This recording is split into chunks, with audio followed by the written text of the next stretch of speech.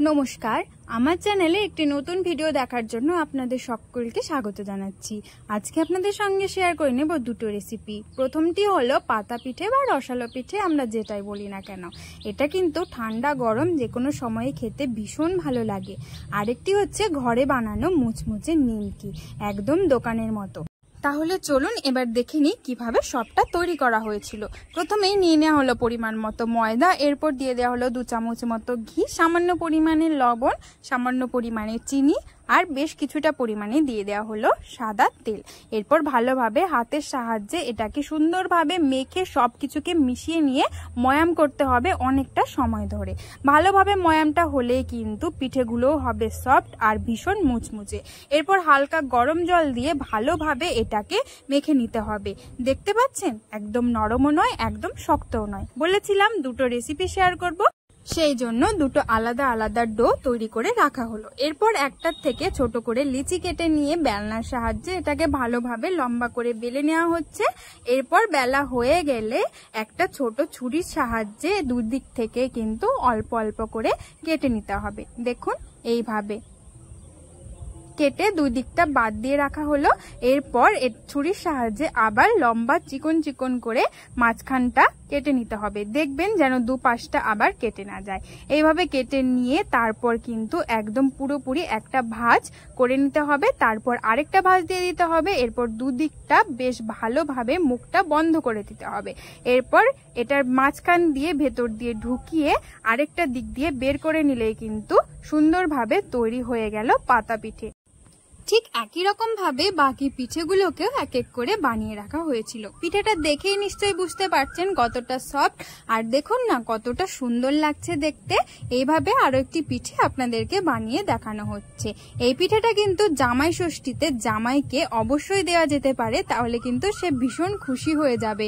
আর দেখতেও পিঠেটা কিন্তু খুবই ভালো হয়। ঘরে রেখে অনেকদিন ধরেই পিঠেটা খাওয়া যায়। ছোট থেকে বড় সকলেই কিন্তু ভীষণ ভালোবাসবে এই পিঠেটা খেতে। এরপর পিঠেগুলোকে এক এক করে বানিয়ে নিয়ে তারপর কিন্তু বানানো হবে নিমকিটা। নিমকিটাও কিন্তু বেশ সুন্দর হয়েছিল, একদম দোকানের মতো। দেখতে পাচ্ছেন কতগুলো পিঠে এক এক করে তৈরি করে নেওয়া হলো। দেখুন না কতটা সুন্দর লাগছে। ভাজলে পরে খেতে তো আরো ভীষণ ভালো লাগবে। এরপর চলুন দেখে নিই কিভাবে নিমকিটা তৈরি করা হয়েছিল।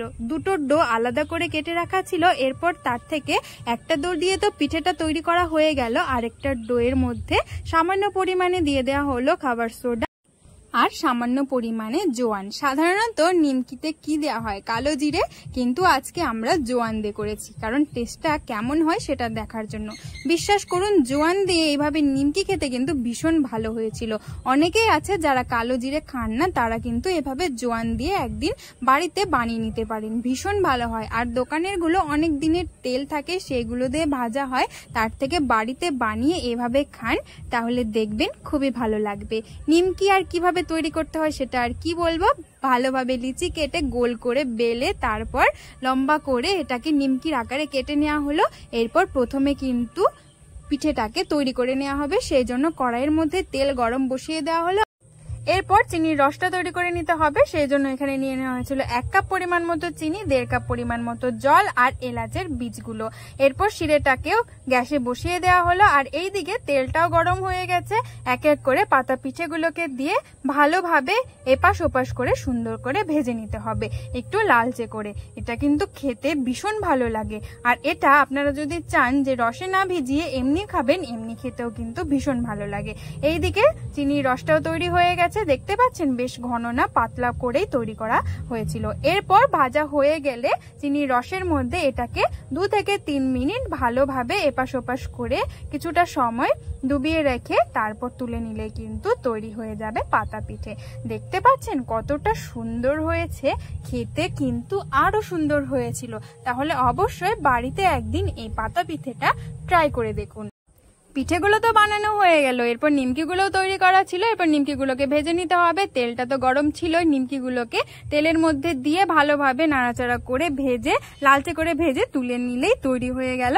তাহলে আজকের রেসিপিটা আপনাদের কেমন লাগলো সেটা অবশ্যই জানাবেন। ভিডিওগুলো ভালো লাগলে প্লিজ চ্যানেলটিকে সাবস্ক্রাইব করে আমার পাশে সবসময় থাকবেন, আর একটি লাইক করবেন, আর অবশ্যই কমেন্ট করতে ভুলবেন না। পিঠেটা কত সুন্দর লাগছে। খাবে? হ্যাঁ করো।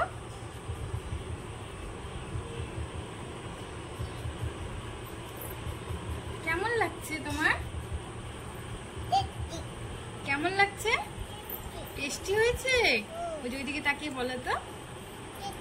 টেস্টি। দেখতে পাচ্ছেন আমার ছোট মাও কতটা মজা করে এই পিঠেটা খাচ্ছে। ও কিন্তু ভীষণ খুশি।